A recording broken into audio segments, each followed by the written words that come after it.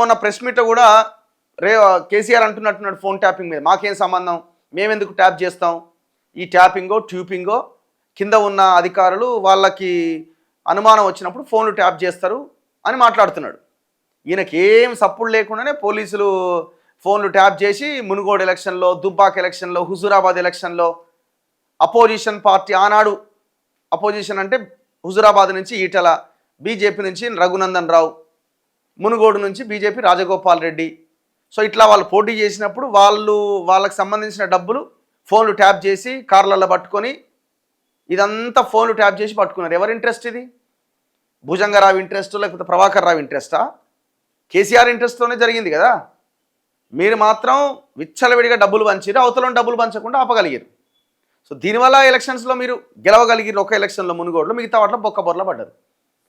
ప్రజల డబ్బులు పంచినా తీర్పునివ్వాలి, అది వేరే విషయం. ఇట్లా ఎన్ని చేశారు మీరు? మాకేం సంబంధం? ముఖ్యమంత్రి నువ్వే కదా, అడ్మినిస్ట్రేషన్ మొత్తం వ్యవస్థ అంతా నీ చేతిలోనే ఉంది. నాకేం సంబంధం ఫోన్ ట్యాపింగ్ విషయంలో ఎట్లా చెప్తున్నారు? విషయం ఏంటంటే అక్కడ ఏం సంతకాలు ఇంతకాలు ఉండే కదా, మాకు సంబంధం లేదంటే అయిపోయా. కానీ ఎవరు మూలం, ఎవరు అక్కడ, ఎవరు చేయమంటే వాళ్ళు చేశారు, ఎవరి ఫోన్లు ట్యాప్ చేయమంటే చేశారు.